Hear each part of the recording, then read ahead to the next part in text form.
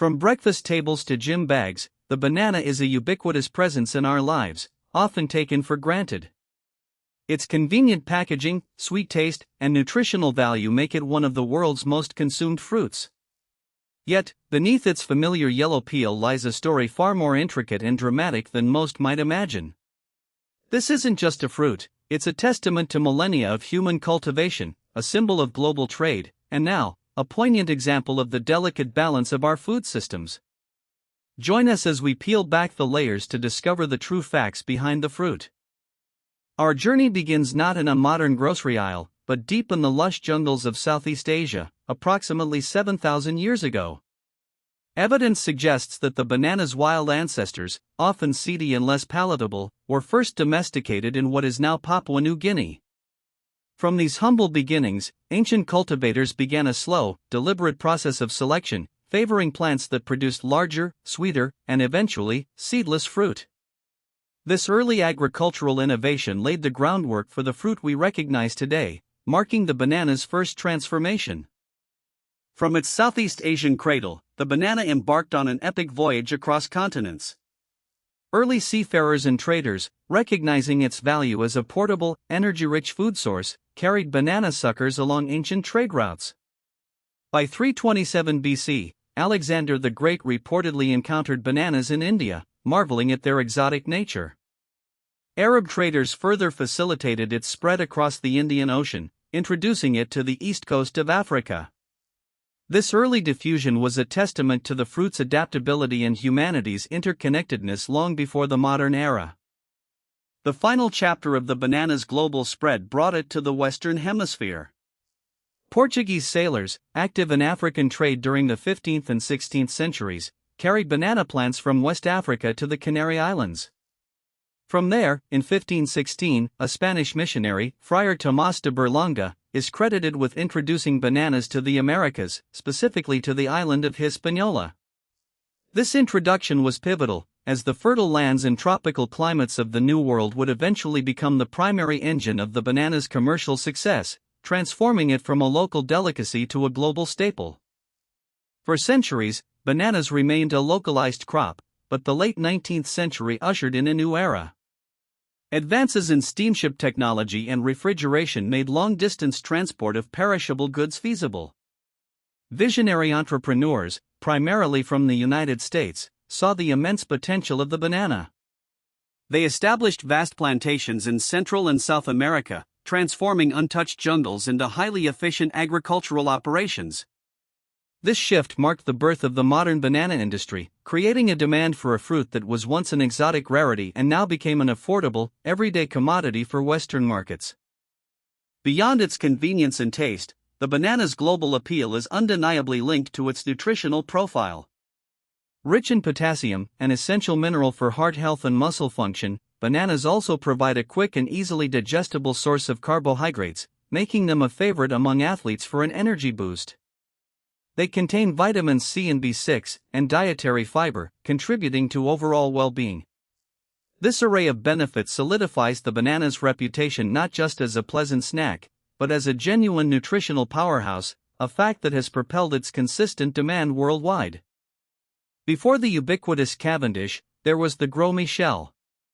For decades, it was the world's leading export banana, prized for its robust flavor, thick skin that made it resilient to shipping, and long shelf life. Its dominance shaped consumer expectations for what a banana should be.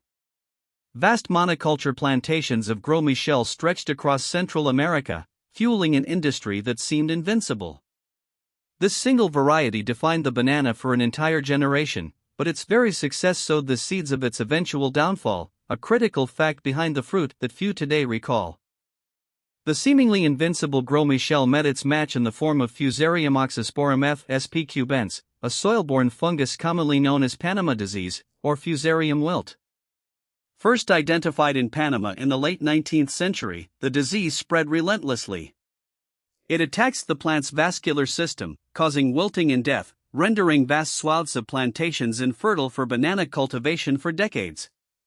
By the mid-20th century, the original strain of Panama disease, known as Race 1, had decimated Gros Michel crops worldwide, pushing it to the brink of commercial extinction. In the face of the Gros Michel's collapse, the banana industry urgently sought a replacement. The Cavendish banana, a variety that had existed for centuries but was less commercially favored, emerged as the reluctant savior. Crucially, Cavendish was resistant to race 1 of Panama disease. Its ability to thrive where Gros Michel failed propelled it to global dominance, creating the uniform, yellow-skin fruit we know today. However, this transition, driven by crisis, led to an even greater reliance on a single genetic clone, setting the stage for future vulnerabilities that are now becoming increasingly apparent. History, however, has a way of repeating itself. A new, more virulent strain of Panama disease, known as Tropical Race 4, or TR4, poses an existential threat to the Cavendish. First identified in Taiwan in the 1990s, TR4 has spread to major banana-producing regions across Asia, Africa, and recently, Latin America. Unlike Race 1, TR4 can devastate Cavendish crops with alarming efficiency. It remains dormant in the soil for decades, spreading through contaminated soil, water, and even footwear. The lack of effective fungicides means once a farm is infected, it can be rendered unusable for banana cultivation for a generation. The global banana industry's overwhelming reliance on the Cavendish, a single genetically identical clone, is its greatest weakness.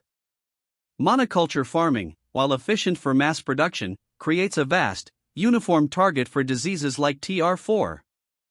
Without genetic diversity, there's no natural resistance within the crop to halt the pathogen's spread.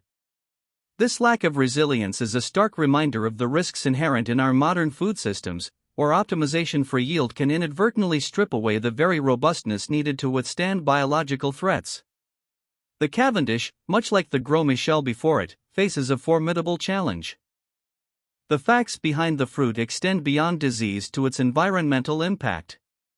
Large-scale banana cultivation, particularly in conventional systems, often requires significant inputs. Intensive use of pesticides and herbicides can contaminate local water sources and harm biodiversity, while vast plantations can lead to deforestation and habitat loss. The industry also has a substantial carbon footprint, from transportation across oceans to the energy-intensive processes of ripening and storage. Understanding these environmental costs is crucial to appreciating the full story of the banana's journey from farm to table. The story of the banana is also intertwined with complex social and labor issues. Historically, the industry has faced criticism for difficult working conditions, low wages, and a lack of worker rights in some regions. While significant strides have been made, challenges persist, particularly concerning fair compensation, health and safety, and the right to organize. The term banana republic itself, coined to describe politically unstable countries heavily dependent on a single cash crop and influenced by foreign corporations, hints at a past fraught with economic and social imbalances that continue to echo in parts of the world today. Scientists worldwide are engaged in a race against time to save the Cavendish from TR4. Their efforts focus on several fronts: traditional breeding programs, seeking resistant wild relatives or cultivating new hybrids, genetic engineering, to introduce resistance genes directly into the Cavendish genome, and advanced biotechnologies like CRISPR.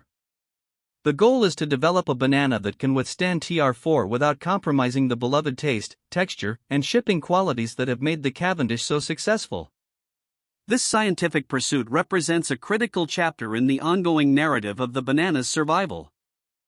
Beyond finding a resistant Cavendish, another crucial strategy for the banana's future lies in diversification. There are over 1,000 known varieties of bananas globally, each with unique flavors, textures, and resistances. Encouraging consumers and growers to explore these other varieties, from plantains and red bananas to apple bananas and blue Java bananas, can reduce reliance on a single type. This not only bolsters genetic diversity but also opens up new culinary experiences and potentially new markets, offering a more resilient future for both the fruit and the communities that depend on it. Consumer awareness is increasingly driving demand for bananas produced under more ethical and sustainable conditions. Certifications like fair trade and organic labels ensure that growers receive fair prices, workers are treated justly, and environmentally sound practices are followed. These initiatives promote biodiversity, minimize pesticide use, and invest in local communities. While premium prices for certified bananas reflect these added costs, they offer a tangible way for consumers to support a more equitable and environmentally responsible banana industry, directly influencing the facts behind the fruit on their plate. As consumers, our choices hold significant power. By understanding the challenges facing the banana industry, from the threat of TR4 to the environmental and social impacts of its cultivation, we can make informed decisions. Opting for certified sustainable or fair trade bananas, exploring alternative varieties, or simply appreciating the complex journey of each fruit can contribute to a more resilient future. Our demand shapes the industry, and acknowledging the intricate facts behind the fruit transforms a simple purchase into an act of support for global food security and ethical production. The future of the banana, particularly the Cavendish, remains fragile. The relentless march of TR4, coupled with the slow pace of developing viable alternatives, casts a long shadow over an industry that feeds millions. While scientific breakthroughs offer hope, the transition to new, disease-resistant varieties or diversified farming systems will require significant global cooperation, investment, and a shift in consumer habits. The banana's journey, from a wild jungle fruit to a global commodity, continues to evolve, facing its most significant test yet. The banana, seemingly so simple, reveals itself to be a complex marvel of nature and human endeavor. Its story is a microcosm of global agriculture, highlighting the triumphs of cultivation, the pitfalls of monoculture, and the ongoing struggle for sustainability and equity. The next time you peel a banana, remember its ancient origins, its epic journey across oceans, the diseases it has overcome, and the existential threats it currently faces. It's more than just a sweet, yellow fruit, it's a testament to the interconnectedness of our world and a profound reminder of the facts behind the fruit that sustain us.